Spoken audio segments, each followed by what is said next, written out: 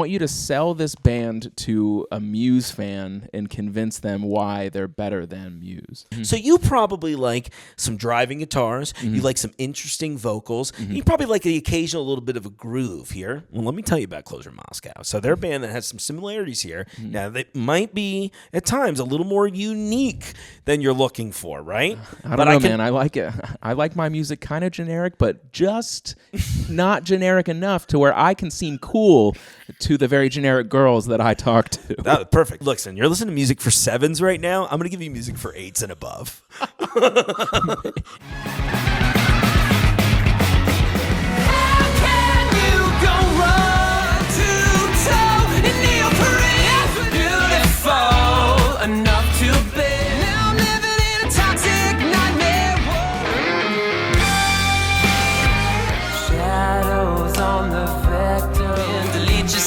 Don't forget your charger.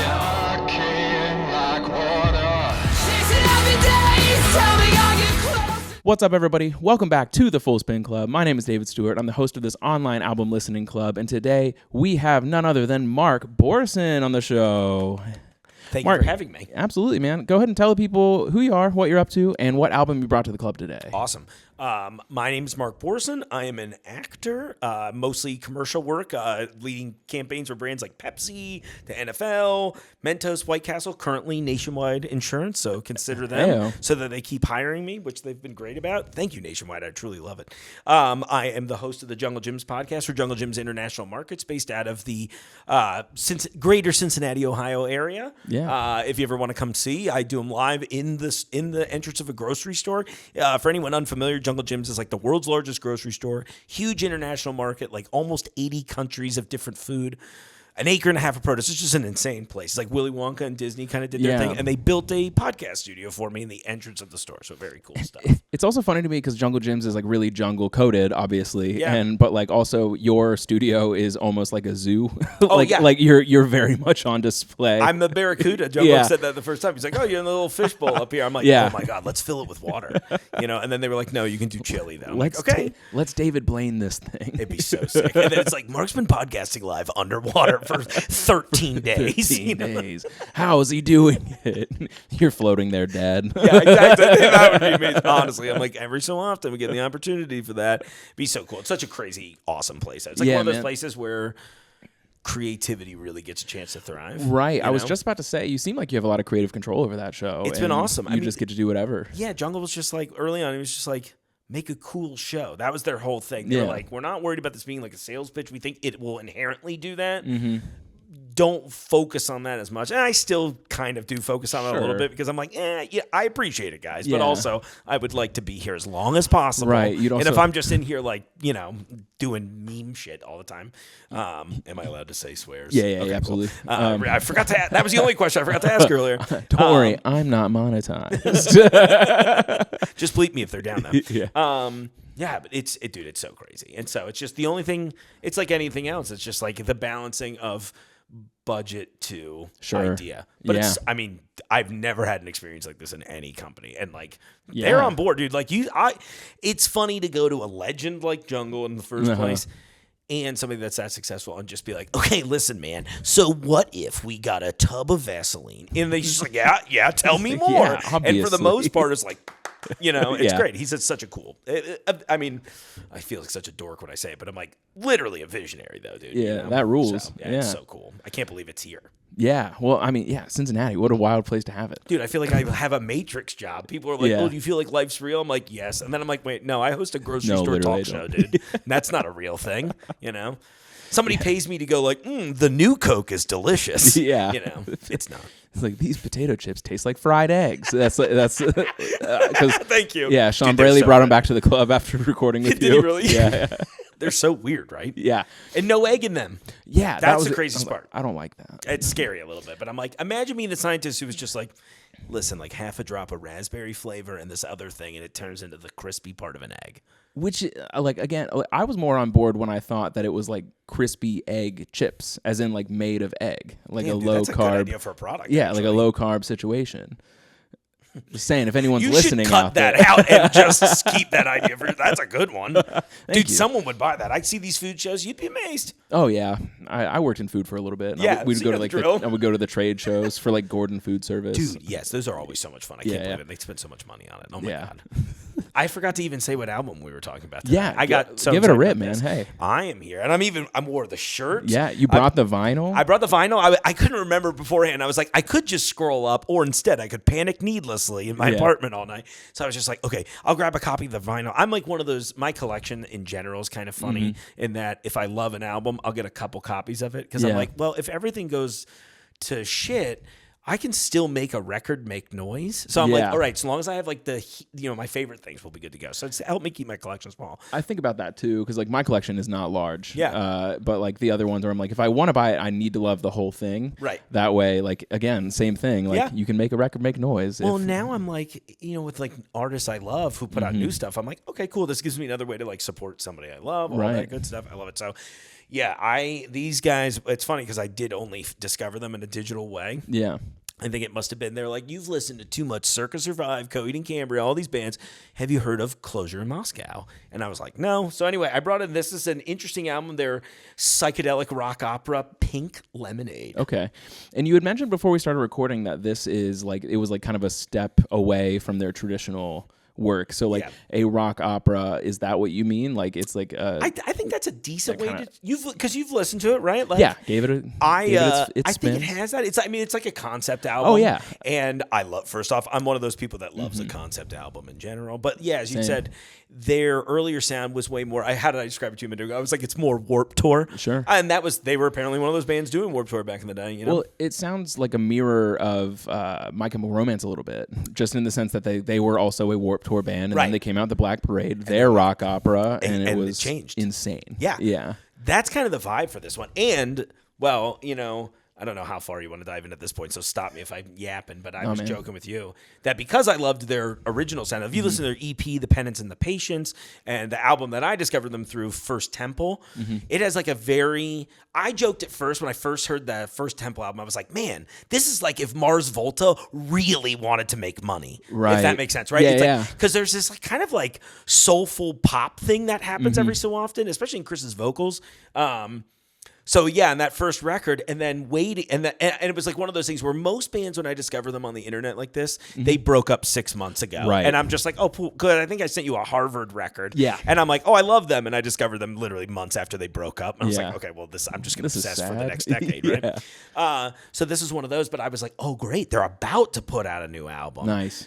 So they put this out in 2014, and it was a little divisive for me personally. And at first I was like, this is not what I was demanding of these artists. A new fan. Right. I know. I was so annoyed. And then I, like all great stories, found the protagonist learns he's wrong and grows from it. And one of my all-time favorite records. Like it hit so hard for me. When you asked it, it was like, I almost struggled to figure a couple to talk about. Right. Like, this one's it. I love begging the question to people, like, because like if someone asked me this question, I would have no idea how to answer. Like, give me 3 days. Yeah, and then I'll narrow it down to like what's my most recent favorite. And I'd be doing the thing. I'm like, okay, well, do we want to talk about like which one has maybe technical perfection, versus something that just hits for me in an emotive way? All vibes, right? Exactly. Yeah, I mean that's a thing too. That's what I love about music. Yeah, and it's one of the things I love about the show because you guys are actually like really engaging with the art.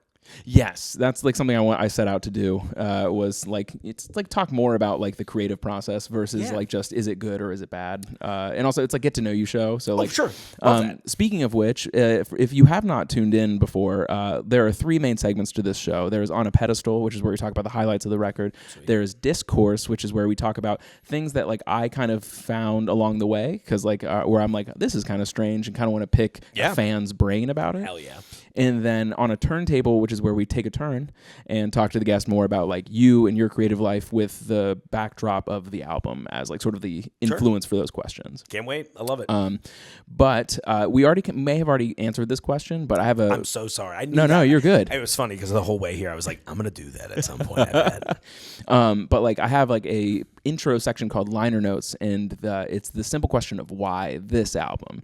And you already kind of like answered, I think, but like give me like a succinct like why this record versus the others, since we were talking about it's a hard question. I think So there's a few angles in that. I think if you are just a casual rock music fan, I think this would play better to you than, because especially if I were to pull, like, once we do the top tracks, I think those tracks outside of the album are such bangers. They're always the ones I show people, and they're like, oh, I love this band. Yeah. And then they're like, oh, this band's a little weird outside of these tracks. I'm like, okay. But I like that they were able to take this thing that is clearly this artistic expression across the board in so many regards. They swung wild with it. Yeah. They connected a few times on a pop level, right? It has all these things going for it. While I think from a fan perspective of the band, you know what? You said something great with Alex Leeds on the show, where you guys were talking about how, with regards to Bob Dylan, where it's like the art's not yours anymore because you put it out there. So, like, as a fan, you're having those connections, which is why I have so many thoughts about when this first came out. So that's also why I don't like live music, is because I don't like sharing my connection with other people. That's the first time anyone's ever told me that's the why of live music. I love that so much. Yeah. I mean, I love live music, but I'm like, I respect that. Yeah, I just don't like sharing. No. It's, it's like when you find something cool, I'm like, I'm going to need a few months with this alone. Yeah. And then, because like I by no means do I gatekeep. Like I'll be like, yeah, this is so great, you should absolutely listen to it. But like I'm not going to listen to it with you because my experience of listening is like mine, and I don't want your opinion of it to like wreck my day or or run into fandoms that suck. Like I'm a Tool fan, and like don't get me wrong, I don't like other Tool fans. Right? Oh, I finally got a chance to see Tool in like 2019, I think, at one of the festivals we were covering for my old show, and it was such a magical experience, just like something I'd wanted to see since I was in high school. Yeah. And I'm like, finally, it only took like 15 years, right? But the fans were exactly who you think they are, right? You're like, dude, you know how many times you can divide this song by 4? I'm like, oh my God. Yeah. Yes. My favorite music meme is like, you can count everything in 4 if you're not a nerd. That is very, very funny. Everything's in 4 if you're not a fucking dweeb. It's so true that, well, I mean, unfortunately, it's not true. Right. Because like it's amazing. This band, from what I read / understood and listened to, they are like a math rock band. They're like prog rock in the sense that like they also have some pretty insane time signatures. It sounds like the bassist guitarists are doing different things at different times. Yeah. Like, so I'm into this. Yeah. Like you brought a good album. Thank was in. you. Yeah. And that's why I asked you beforehand. It was like, what's your taste? I'm like, I want to be a good guest. Sure. Well, I mean, there's value in both. Like people bring albums that I'm not super into all the time, and that's because like out of my will and desire to like learn and grow and listen to a bunch of stuff, like I end up in my corners, of course. Don't we all? Yeah. I mean, I know what my super mix looks like. It's the same 100 songs I've been listening to for 30 years. Right. You know? It was just funny that once I knew what your tastes were, I was like, oh, cool. We have enough overlap, I bet, in our collection that I was like, this is going to hit. I was like, and they're one of those bands that I always tell people, I'm like, dude, they're like a band that you don't realize you love yet. Right. And I think if you go back if you liked this, I think if you go back, you might even dig the okay, hell yeah. Too.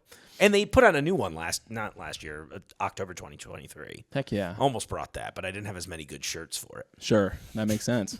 I mean, you came decked out, which I appreciate. I decided to match the chair today. So. I was all excited. So like I got in touch with the band originally through Jungle Gyms because they were talking about releasing the new album, and I was like, look, I'm a huge fan.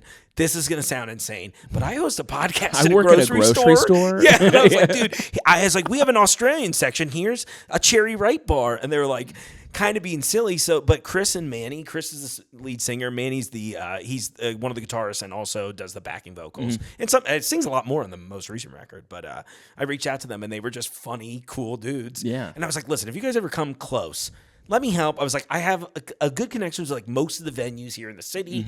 I will help do whatever. I don't want anything except that if you do come here, maybe do my show. Yeah. That's it. And they were like, yeah. So anyway, we started talking pretty frequently after that. And they were just like, I remember one night I jumped into one of Chris's live streams randomly. And I thought, I mean, it's like everything in this game where you talk to anybody, you're like, do they really like this or are they just being kind, right? And we're in that randomly jump at this live stream, and I didn't think we were like cool like that yet. And he sees my name pop up, and he goes, "Holy shit!" He like stops the whole thing, and he's like, "Guys, you got to look at this dude's store." Blah blah blah. And he mentions Jungle Gyms, and then a bunch of people knew who that was. Oh, nice! And it was just this like adorable moment where I was like, "Oh my god, I think we might really be friends." So they were in Nashville last year. They're coming to Cincinnati in June. Oh heck, they're going to be they're opening for Fall of Troy. Interesting. Dude, I cannot wait. Yeah. I can't wait. So anyway, I know I derailed again. No. I'm just so excited to talk about this. Can you tell? I'm like buzzing over here. Well, in that case, let's get into the good stuff. Let's get into On a Pedestal. Okay. And so I start this this segment with the simple question of like, when you're sharing an album with someone, like I always think that like, what's something you're going to pick up on? Yeah. Because I always like, it's like, I hope you like this thing because I like this thing. Exactly. So what's this thing, for you? Like, what's the thing where you're like, man, I hope David picks up on this? I was kind of hoping. I think I think about it in little like sentence fragments. So the things that I was hoping for was that you'd find a little of the weirdness, maybe like almost a sense of confusion. Yeah. Yeah. Because like the way it opens with the Fool track and there's some spoken word bits, the whole thing's weird. So I was kind of hoping you'd be like, at times I was confused about where this was going or what the why of this album was. I was hoping you'd pick up on like, and you did already with like instrumentation and the quality of musicianship behind the band. Yeah. I think those are some of the big things. And maybe also, I guess the third note being like maybe some of the fact that there is a bit of like a pop sensibility that for sure at times at least, and I mean pop, maybe not necessarily just the genre, but more in a sense of broad appeal. Right. There were definitely moments but like they were very good at staying true to themselves is like in like also having songs that sounded like they were just for them. Yeah. Like this is something that we would like to do. They have different movements. They had like, it's like most pop songs don't have, exactly movements. Yeah, it's that whole prog thing going on. Yeah. So like a whole different vibe, but it's the same song. So that was great. I picked up on that. I didn't realize I picked up on it, but when you mentioned the Mars Volta earlier, I was like, correct. So like it was in there. Yeah. I don't know what there's some track on the first song I ever heard of them was a song called A Night at the Spleen, and that's on the previous record, First Temple, and I think about that all the time where I'm like, a lot of similars in the vocalization. I think Manny and Chris's harmonies are just so cool. And they've obviously both got incredible ranges, which is unique, And I grew up on bands like Van Halen, so I love a great high-pitched backing vocal, right? Like, it's something classic about that. And combine that, and I was like, okay, these guys got this groove. And I could hear that kind of thing that, again, it comes with some of the Mars Volta stuff. But Mars Volta, for me anyway, I do love like D-Louse and the Comatorium Rules, but they like did, I don't know how to say this nice. They just seem like they did too much heroin for me, if that makes sense. Yeah. You know what I mean? Like it's As just they do. Right. I mean, it's so many artists, and there's that, I don't know what it is, but it's like, well, I mean, it dives into a bit more of like the slow darkness, and I lose the excitement, and I think you can pick up probably that I'm an excitable person. Yeah. You like fast pace, which I'm usually into as well. I like a little bit of both, but like I just want the vibe. It's a vibe thing, right? Where I'm like, seem happy about your misery, even. Exactly. So that's like something I had a really hard time with Garrett Teitelbaum talking about the Grateful Dead. Is that I was like, I need my misery to feel happy. That way, I feel like I'm acknowledging the misery, while also trying to not live in the misery. Absolutely. And that's something I was unable to like vocalize while I was recording with him. I was like, I just like the sad stuff. I don't know. Like right, exactly. No, I totally get it, dude. Yeah. Okay, cool. So my next question is like, what are your top 3 tracks? Like if you're recommending 3 tracks from this record? Yeah, if I was just to be like, go listen to this. All right, the top 3 tracks. Oh, that's tough. I'm torn on the last one because I'm trying to think of if I'm selling it to somebody. Okay, I'll give you 2 versions of this. They're mostly the same. So Seeds of Gold. Okay. I'm going to go The Church of the Techno-Christ. Yep. Which is a name I hate to say out loud sometimes. Yeah, I also... But it's one of my favorites on the record. It's a good song.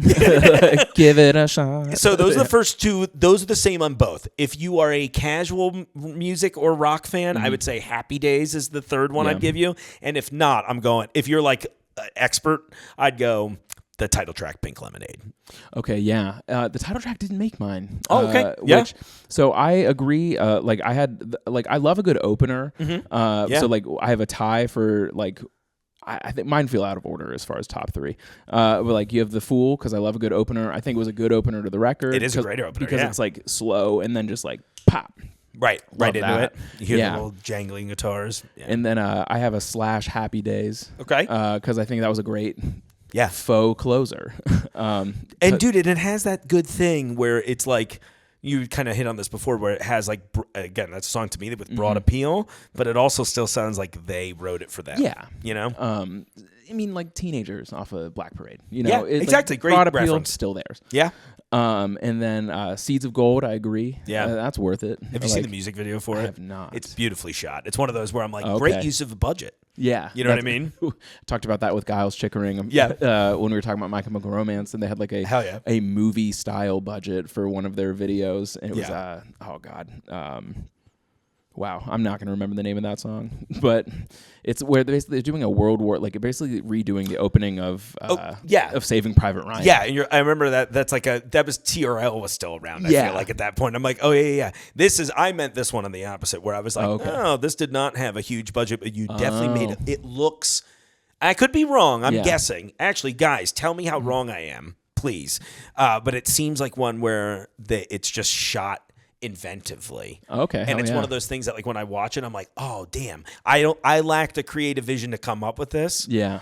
But if I had, I bet you could do this I say fairly affordably, right? As long as you had access to space and all this stuff. Yeah, I don't want to sound shitty. Hey man, we're all about affordability here at the Full Spin Club. Yeah. I'm looking at an iPhone right now. I got to be honest with you. This is one of the more comfortable setups I've been in. I'm actually like sitting here going like, my chairs kind of suck. Hey man, these are Amazon chairs. I love that for us. 2 for $200. Come on, baby Bezos, let's go. Yeah, let's go.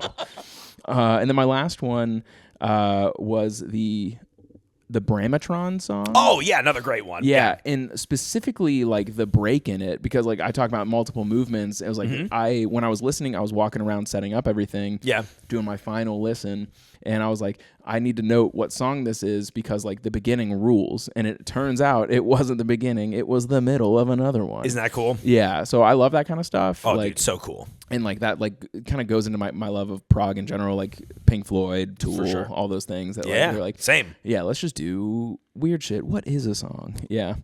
I mean, that is the kind of the thing about art, realistically, and that's what I think. That's what I think that probably was why prog appeals to me in general. Too, where I'm like, all right, you're willing to shift this up. You're willing to talk about like one of the things I think that gets overshadowed on a lot of albums is quality of lyrics. Because I think unless you're either a fan or I think because I kind of visualize the world in words. Interesting. I focus on the vocals a lot. Also, I'm a singer. Like, so it's like all those things where I'm like, all right, I want to do this. And then when I think about it, I'm like, oh, these are clever and unique and fun. Yeah. You know? I'm highly focused on lyrics, but like way more in rap than I am. Yeah. Just because there's so many of them. And I'm like, what am I missing?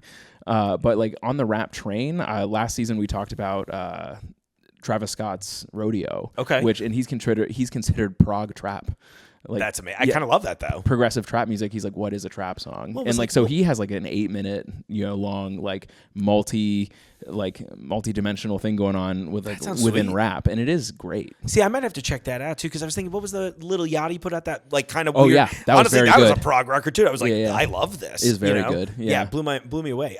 And again, well, you mentioned the comment about paying attention to the lyrics in rap in general. I feel like of all of the art forms that are currently popular right now, it feels like the two people pay attention to the most are both rap and country lyrics. And hear me out on this. Sure. Rap, because it's known for that. Like, I mean, it is spoken, it's like beat poetry, right? Yeah. So the point is like, pay attention to the words. And I love that. And then the country, I think it's because the lyrics are bad and very obvious and very funny because of it. They're terrible. Oh my gosh. Like, I mean, it's like AI music before AI. I mean, that's the only genre I don't think I like, by the way. Yeah, same pop, like contemporary country. Yeah. We work with this really fun festival, the country festival they do every year, and I feel bad every year because I'm like, you all are incredible. I want events like this to be here. I want to support you so much. And they're like, who's your favorite artist? I was like, stop when I was complimenting you. You know what I mean? I'm like, no, let's not do this. I'm like, I don't know, Baines and Dunphy. They're like, that's not a real band. I'm like, okay. Like at this point, I have like country adjacent folk. Yeah. Where like, because like through the show, I've been brought more and more into the fold, and like so like Sturgill Simpson. Oh yeah. Like he is like prog country. Yeah. Billy Strings. Billy Strings is one I feel like I need to look into because I hear he's an incredible musician, that hits for me almost all the time. He's a great musician, and like he's more folk. Okay. And folk is very. I talked about it with Wayne Memmott. Yeah. So if you want to tune into that I episode, should definitely tune it out.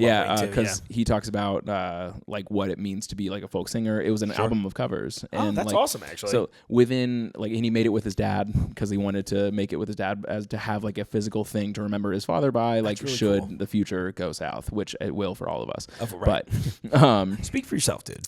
So far, so good. I'm living forever. But yeah, so there's that, and like, so folk and hip hop are similar in the sense that lineage is a huge part of their genre. Mm-hmm. So like, you want to learn from who came before you. So folk is like, so Billy Strings is a student of folk and bluegrass. Meanwhile, like Kendrick Lamar is a student of West Coast hip hop, right? And like that's like why it all like is like so layered, is because he's just the next guy holding the baton. I love that. And so same with Billy Strings. I'd give it a listen. That way, next time they ask you like, who's your favorite country artist, you're like, Billy Strings. Yeah. Well, Sturgill Simpson's one I've listened to a little bit too, where I'm like, oh, this is like, I don't even see it. Again, I think maybe calling pop country is probably a more accurate way. Contemporary country is dog shit. It's just so corny. It's sorry, Shabuzi. Like that's like one where I was just like, what is going on? Like, you know what I mean? I was like, I don't understand this. We want that country money. Smart. And I can't hate that. I'm like, get the bag, everybody. Shabuzi is one of my more favorite modern artist names. Where I'm like, oh, that's a good name. You know what I mean? I couldn't wear that. Right. You know? I mean, even Beyonce made that country record. That's true. And I heard it was good, but it's one of those where I'm like, I don't care about the genre. I would go listen to another Beyonce. I'll put on her Lemonade. Yeah, we have a lot of Bang, yeah. Take care of that one.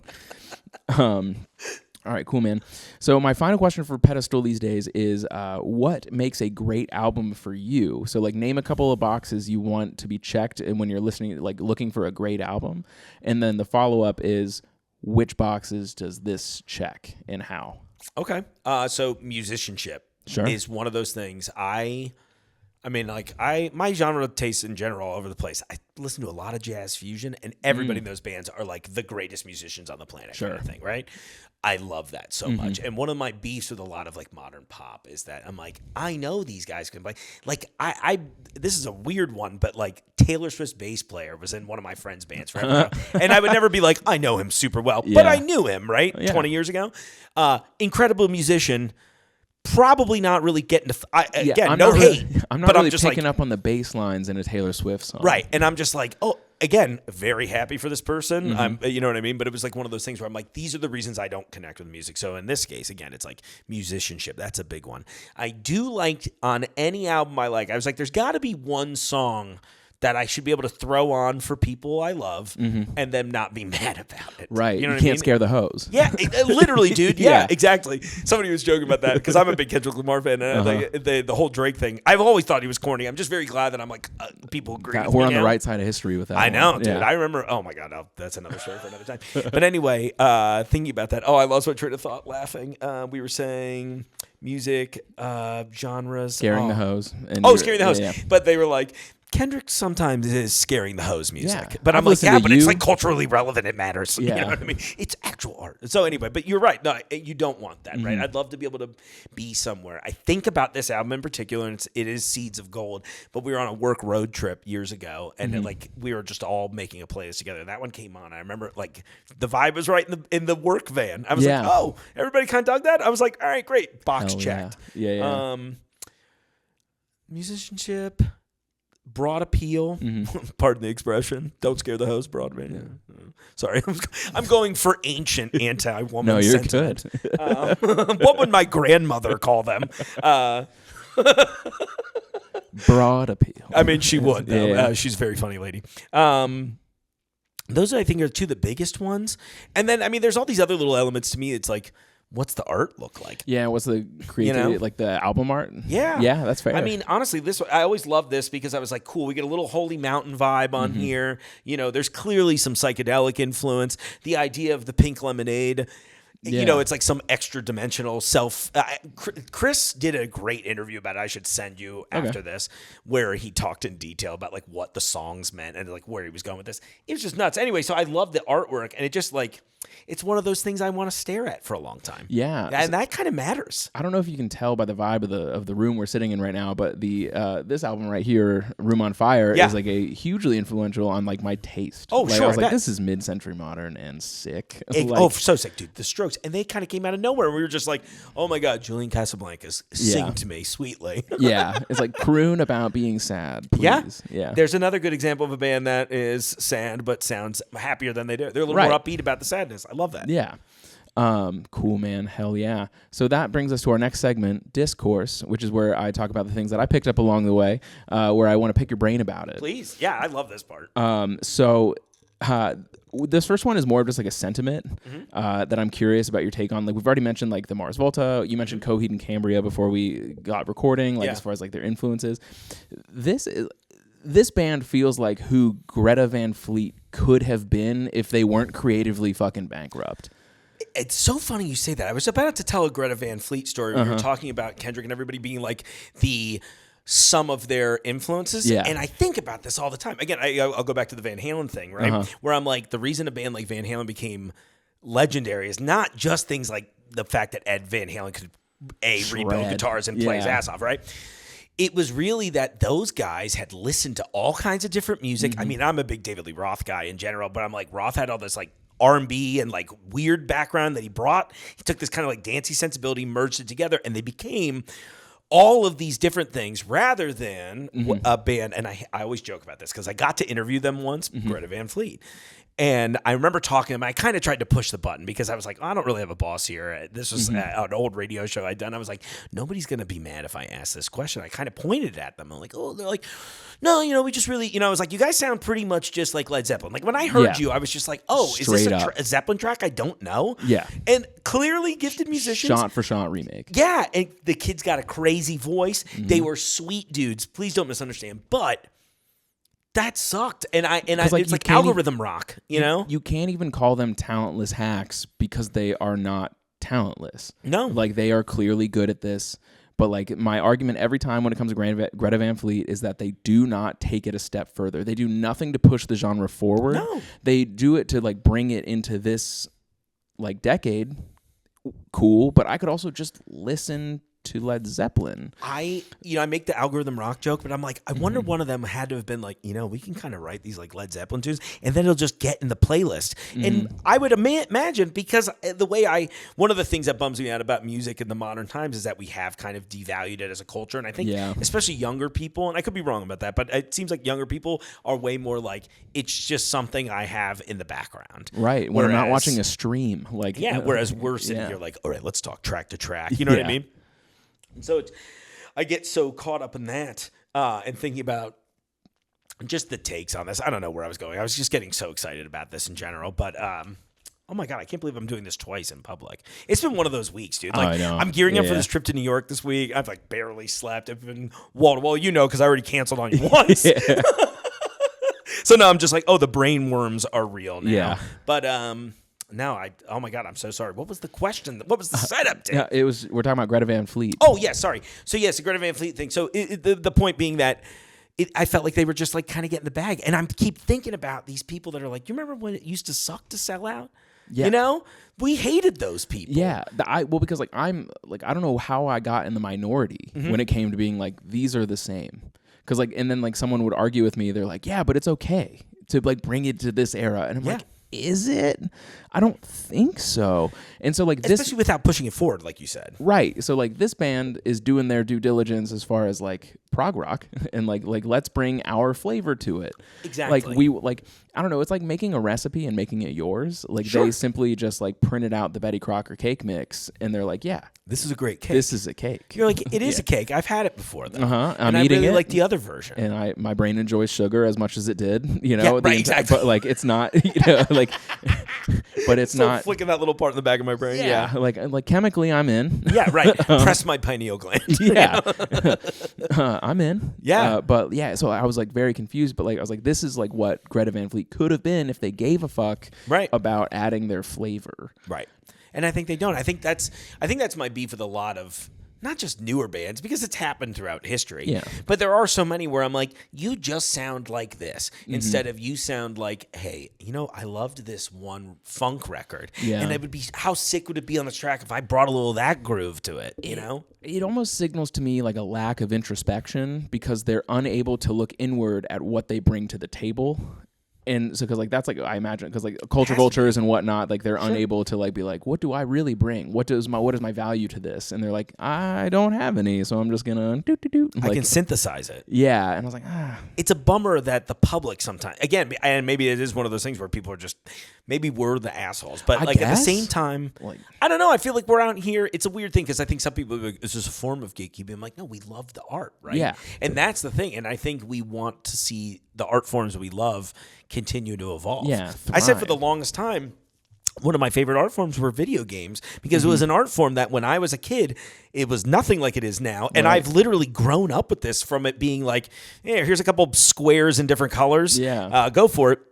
To now, it's like photoreal. I think we've gone too far. Hyper realistic. Exactly. And we've gone too far, obviously. But the quest for realism is killing it all. But I tie that into all of this stuff. Yeah. So my next thing that I thought about was are there two lead singers, or like is this like female sounding feature, like just a feature? So is that another person in the band? Yeah, are they when just she sings the Neoprene Byzantine, that was a cool story because at the show that I saw when they were in Nashville last year, I met the lady they wrote it on. She's like she's really cool. Ari's awesome. She's I think she's done circus performing. She's like a gymnast and an acrobat. It was funny because at the show I'd never met her, right? So they're in the middle of this set and some half-dressed woman is like walking up on stage with a steel chair. Like to me, I'm going, are you about to hit someone? I think somebody's about to get hurt. Is this wrestling? Yeah, and it was funny because I had a lot of broken bones last year. So it was my first broken ankle last year. So I'm sitting in this cast and I'm like, I finally met these guys. They were super nice to me. We're going to hang out. And then I'm like, oh my God, they're going to get hit in the head with a hammer. Murdered. Yeah, instead she just busts the chair out and starts doing like flips and handstands and shit on it. It was awesome. Right. She also does a lot of acting work. She was in Terrifier 3 doing stunt work on that. Dude, so crazy. It's such a wild place. Dude, like what a crazy thing. So anyway, so there's a separate vocalist on the album, and they occasionally have little guest vocalists. I don't know if it's the same lady that did some guest spots on their newest record. Okay. But so I would say overall, Chris is the main singer. Like he's the lead singer. But I do think it's kind of a co-lead thing because Manny does a lot of that. He does like all the high backing vocals you'll hear. Okay. And on some of the newer albums, he has like pretty significant sections of it, but he's playing the shit out of his guitar too, so I imagine. Speaking of the lead singer, Chris, right? He reminded me of the Icarus line a little bit. I'm not familiar with that. I like a list of places to start after this. Yeah, the Icarus line was a band that Carl most recently brought to the Full Spin Club. Oh, cool. Yeah, so Pennant Soiree was the name of that album. Okay. And so Carl Spaeth, shout out. Oh, Carl, oh my God. Been on your show. Well, he's been on my show, and he's so mean to me when he comes on this show. It's crazy. Good. I was hoping he would be meaner to me when he came in, but I think he was genuinely, obviously always funny and kind, but it was very funny. Like when we first met, I was like, do I have all the power in the room right now? Why, dude? Nope. Oh man, I have no power in the room when he's around. It's terrible. I'm like little brother. God, doesn't respect me at all. I'm sorry. I mean, like that. You deserve more than that. I'm sorry, Carl. We're gonna talk about this later. Carl's fine. He's fine. He knows my love language is being hated. It's fine. So that was like other one, and then all right. I have a challenge this time as well. A challenge. So I want you to sell this band to a Muse fan and convince them why they're better than Muse. All right, so you like Muse? Yeah. Do you have a favorite Muse song? Hypothetical person. Hysteria. Hysteria was actually what I was going to pitch. I was that one, and then the song that PlayStation stole for the Astrobot theme. I can't remember what that one's called. All right. Anyway, so you like that, right? So you probably like some driving guitars. You like some interesting vocals. You probably like the occasional little bit of a groove here. Well, let me tell you about Closure Moscow. So they're a band that has some similarities here. Now they might be at times a little more unique than you're looking for, right? I don't know, man. I like it. I like my music kind of generic, but just not generic enough to where I can seem cool to the very generic girls that I talk to. Perfect. Listen, okay. This, I don't even know. I was going to be like, listen, you're listening to music for 7s right now. I'm going to give you music for 8s and above. 8s and above in which scene? Your dealer's choice, honestly. Okay. I'm gonna leave that up to you, kind Muse fan. Yeah. Starlight, that was the name of the other song. That is the one. Yep. For real. Everybody look that up. Astrobot on PlayStation, the theme song to it, I swear, is that exact. They must have, somebody got paid, or no one has told them yet. Maybe there's not any actual Muse fans out there. I know one.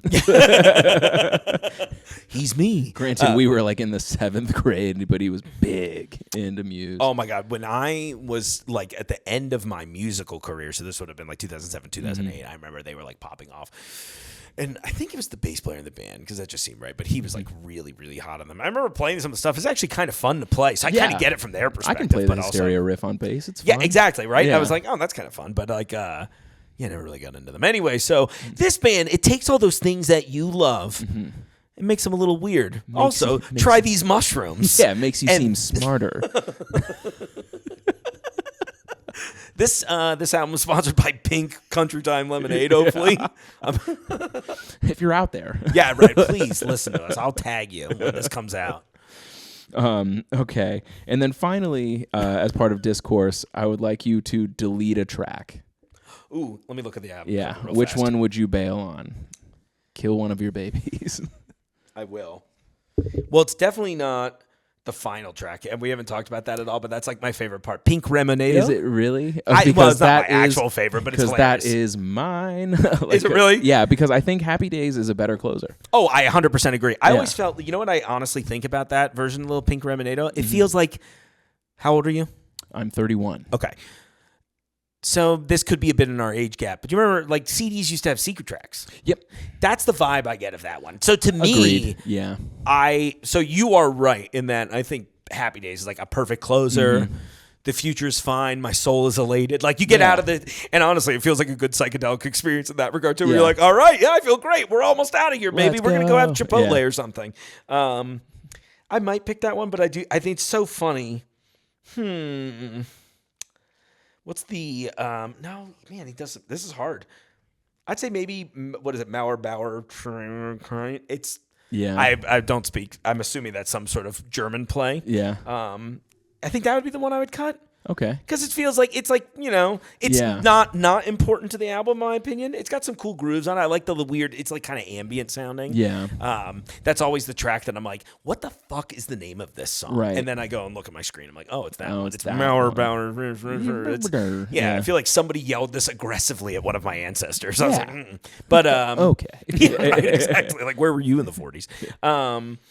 Yeah, I think that's my answer. Yeah, okay. Because like mine is the closer, but also in like this is like one of my more judgmental sides of me. Dude, hit it. I love this. Is like I just don't like weeb culture, and it just just screamed it. I think that was the bit, because I think they worked. Again, don't quote me on this, but I swear there's something about they worked with somebody like it's like a chiptunes producer to do that little bit, and it's so. I think it's. I don't want to say that I'm laughing at it like in an ironic way, but I also hate weeb culture, which is funny because I love Japan. Yeah. But I'm just like, no. I honestly, not anime, white dudes who love Japan. Dude, and here's the thing. We were talking about the wrestling thing beforehand. Never got into wrestling. Totally missed that. Anime is the exact same thing to me. And I kind of hate them both in the same way, where I'm like, the acting's weird and bad. And I get on the anime side, it's a cultural thing. Yeah. But I hear the stories are good in anime, but I'm like, what story needs to be told over 800 episodes? That's the other thing. I'm like, what's going on here? Yeah. And one of the things that always bummed me out with that too is that you'd have, and I think again, it's like a nature of the anime aesthetic, where it's like that kind of like, we have this super serious way of delivering it, and then I'm gonna do this for a second suddenly out of nowhere. I'm like, it just feels juvenile to me. Yes. And I I'm glad that other people love it. And that one's not for me. Not for me. Yeah, same. And again, the wrestling feels the same way, where you're kind of like, it's kind of just weird, bad acting for the most part. Yeah. And there's explosions of what sounds like an instrumental Limp Bizkit track in the background. No shade, love Westmoreland, but still, you know what I'm saying. Yeah. A little bit of a groove.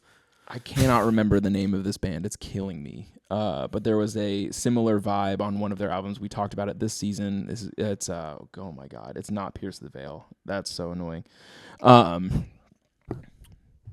I may have to actually edit this. Do you want me to pull up the episode? No, it's start calling names out. It's post-survival, or it's post-human survival horror, is the name of the album. And And my God, I'm so sorry. No, it's fine.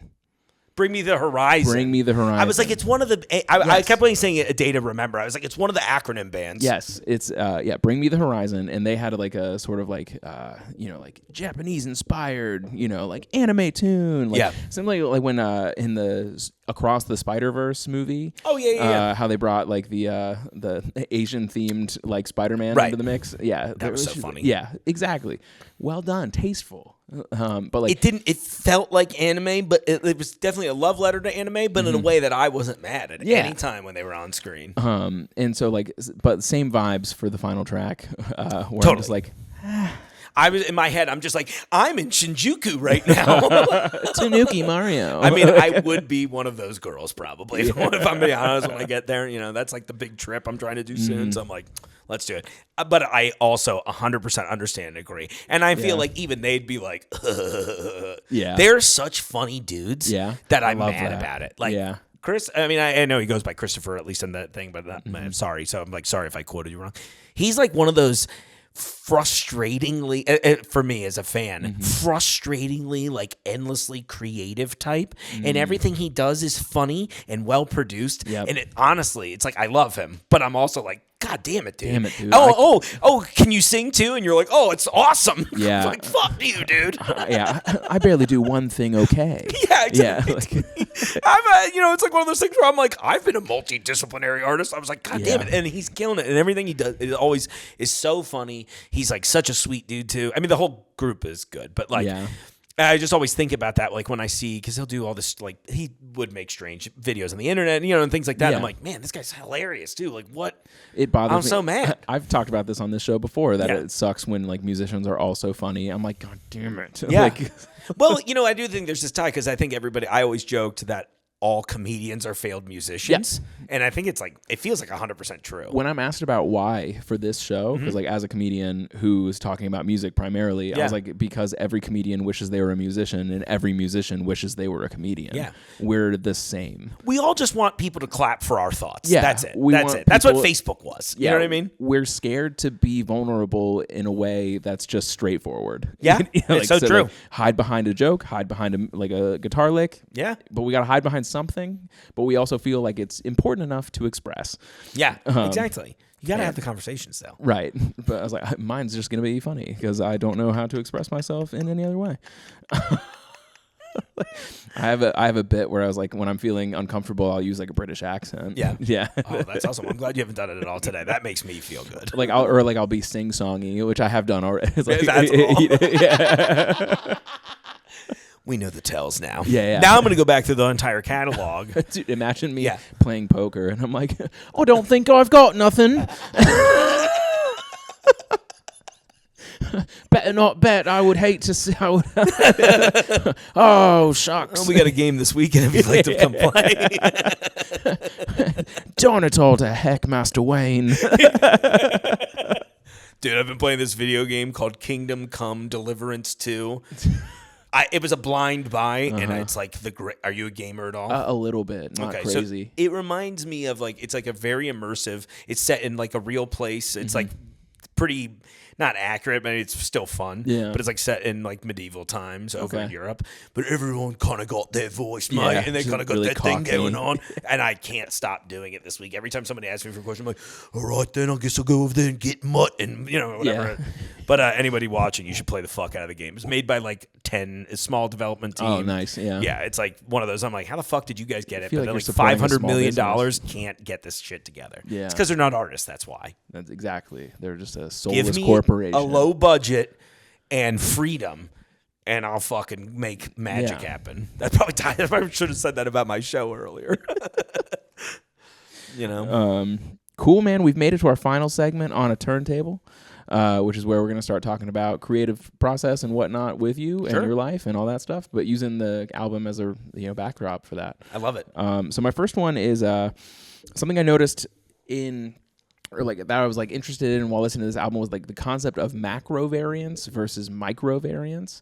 So on a macro scale, I don't think, and like, excuse me if this is mean to anyone who made this music, on a macro scale, there isn't a ton of variance track to track. Like they do sound cohesive. Yeah. Is a way to put that. Yeah. But inside the songs, there is like micro variants. Like if you really listen to the guitar and the instrumentation and everything, there is a lot of variance in what they're up to. Is there anything in your life where you're up to where like there's like day to day it seems exactly the same, but like on a micro scale, where's the difference, and where are like your favorite little variances in what you're up to these days? Oh yeah, I mean, I think my show is kind of a good example of that, okay, right? Because like if again on the macro scale, it's kind of like I come in, I interview people, we tie it into the food in the store, we talk about these kinds of things.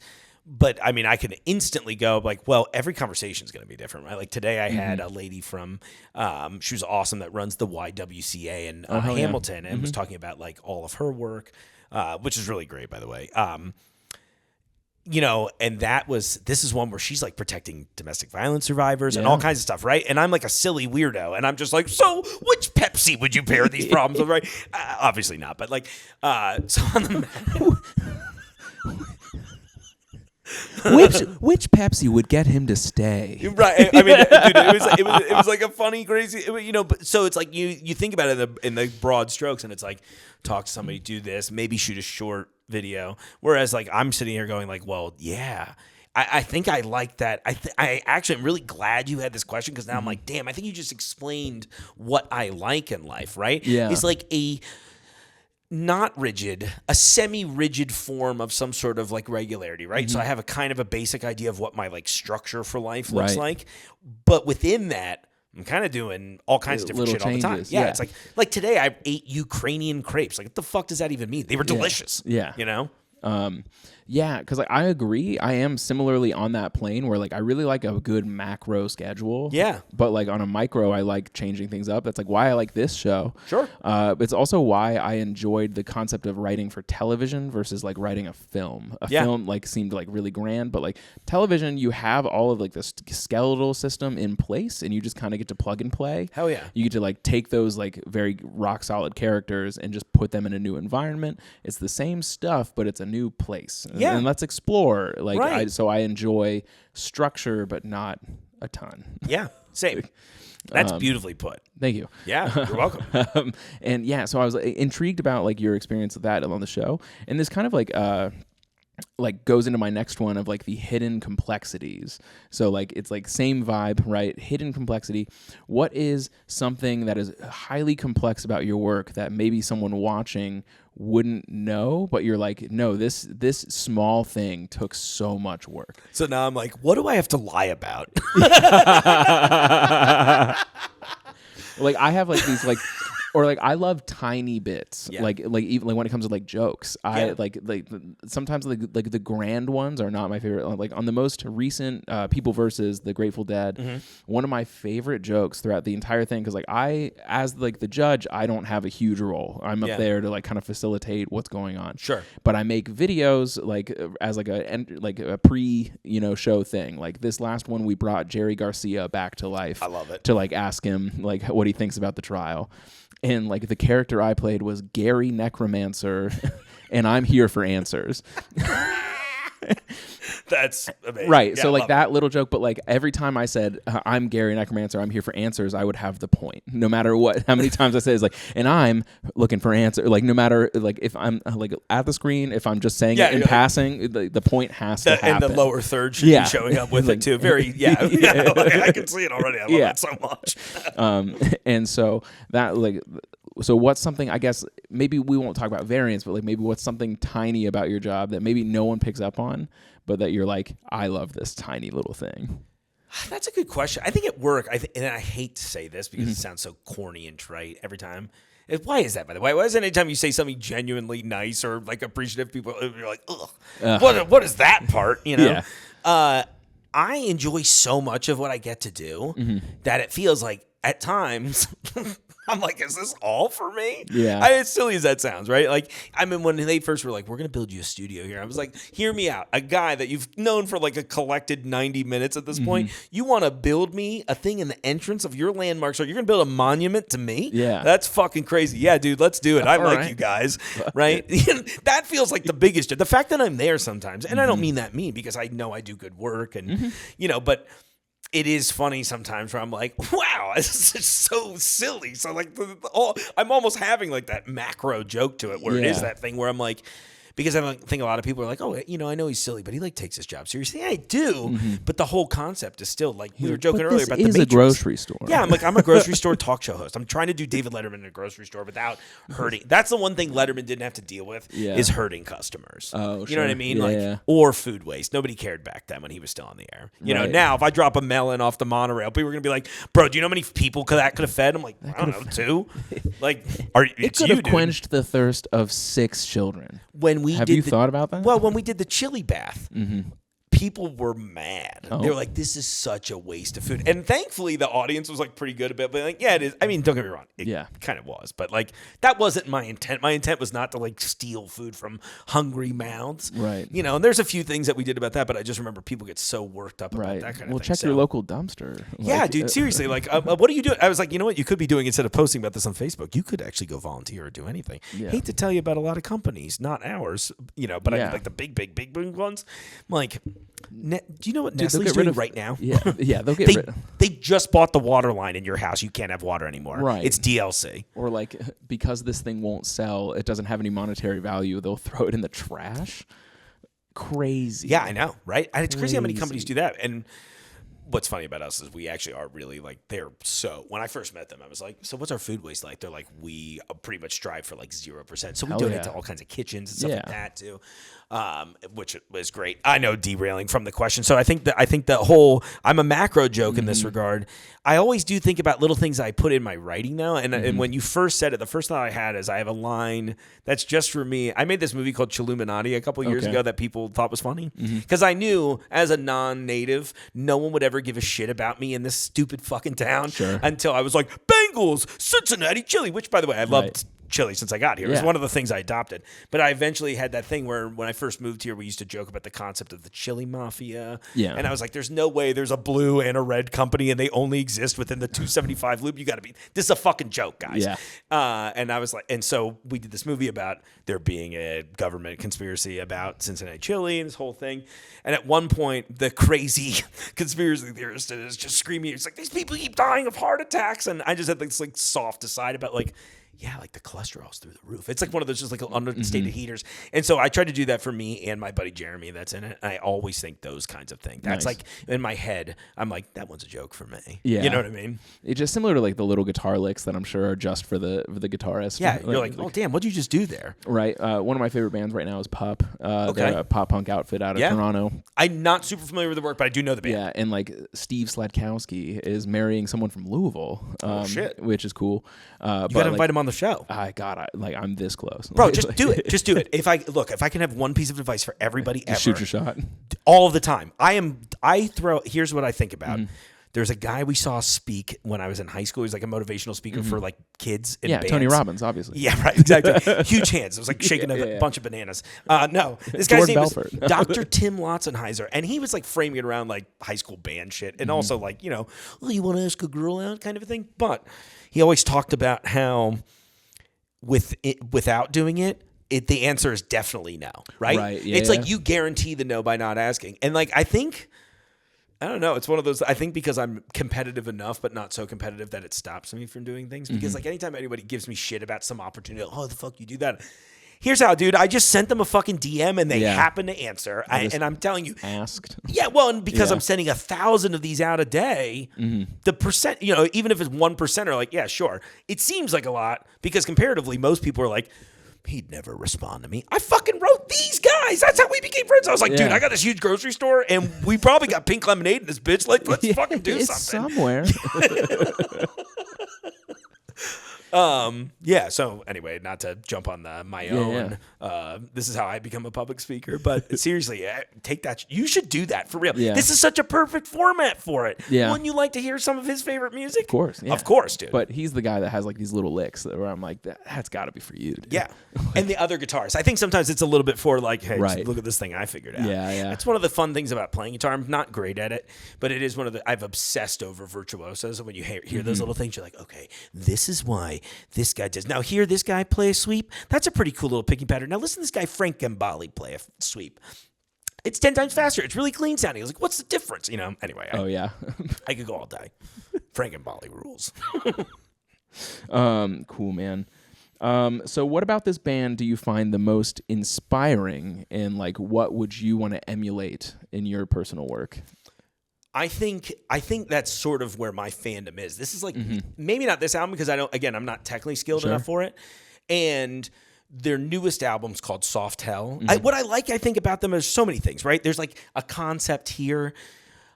I've never asked them this. And I meant to, but what are you going to like sit with people now that are like, oh, we're like kind of friends? I'm not going to be like, okay, dude, so like, were you trying to do like a loose concept about the idea of monsters here? Yeah. But I think there is a thing on the next record, it's called Soft Hell. There's like a bit of a loose concept, in my opinion, as a listener, where I think there's like a vampire song for sure. There's a mummy song, and I backed up with that because there's a music video about it with mummies.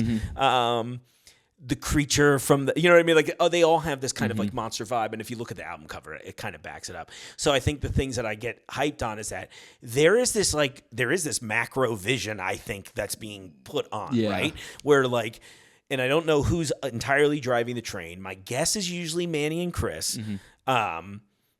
I can't wait for them to listen to this and be like, here's what you were wrong about. That's what we call in the business engagement. If they come in when they're here in June. And then I'll be like, all right, Dave, let's help me figure this out. But I think there's this like creative macro vision that's going on that I really respect and love. I love the idea because I'm a big picture kind of guy myself where I'm like, oh, this is cool. And so with like the newest album, that feels the most like something I could sonically accomplish.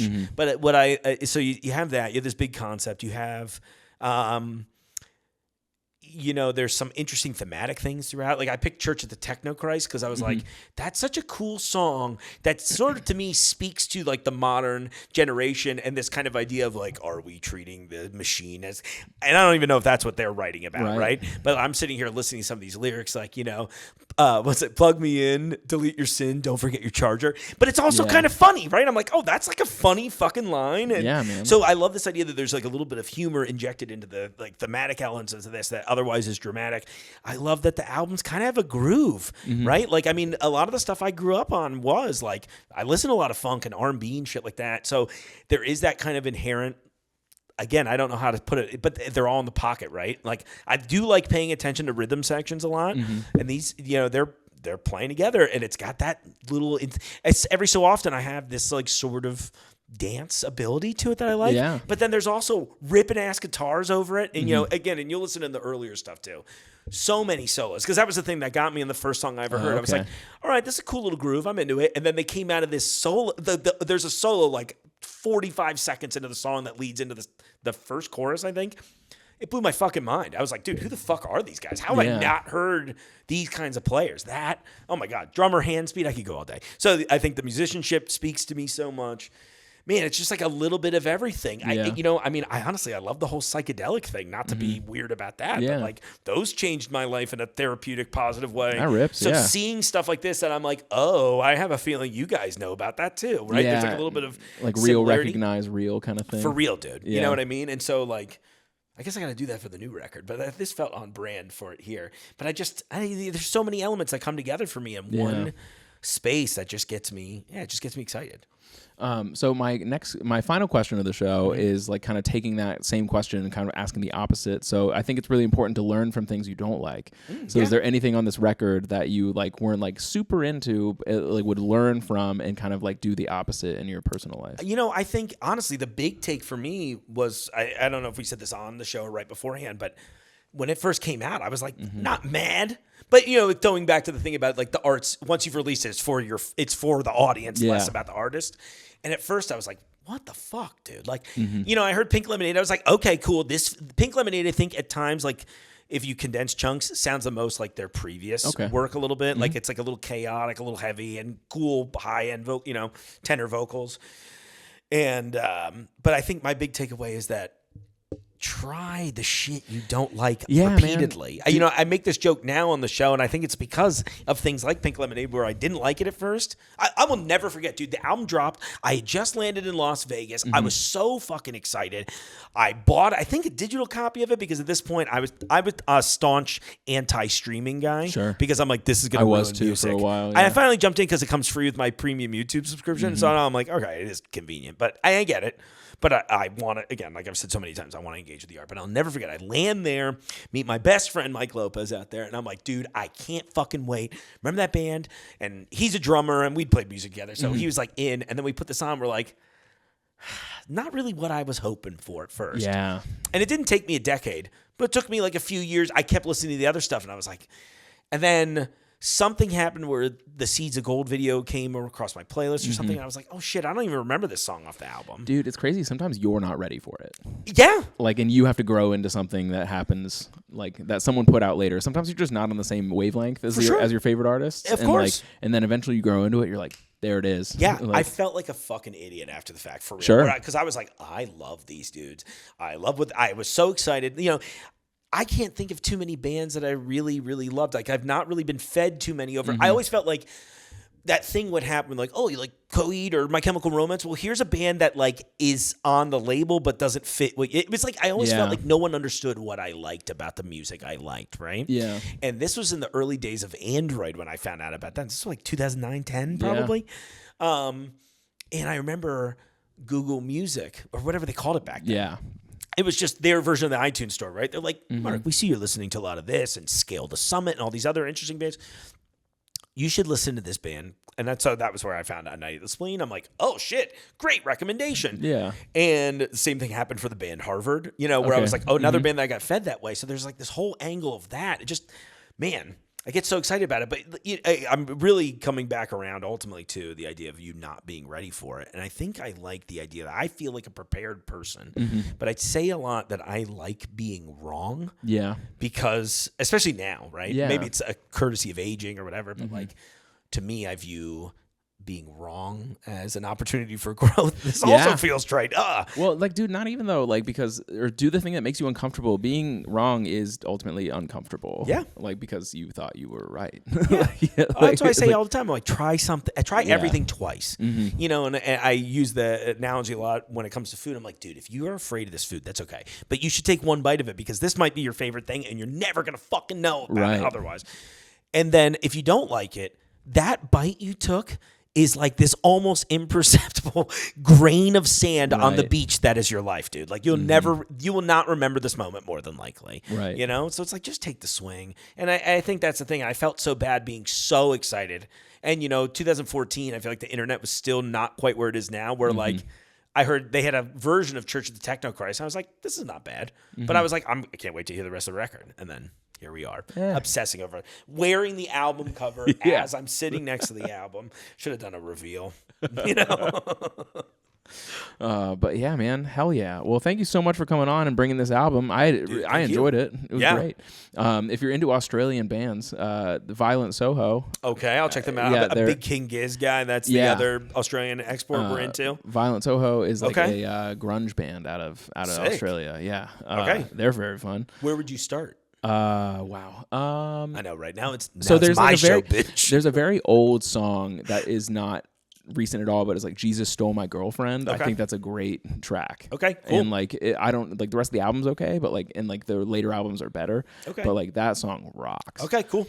I'm in. And then, cool, man, if you want to tell anyone what you got coming up down the pipeline, if you got anything, this will come out in like 3-ish weeks. 3-ish weeks, so that's probably end of March. Let me see what I got going on then. I've already done Sandwiches of History by this point.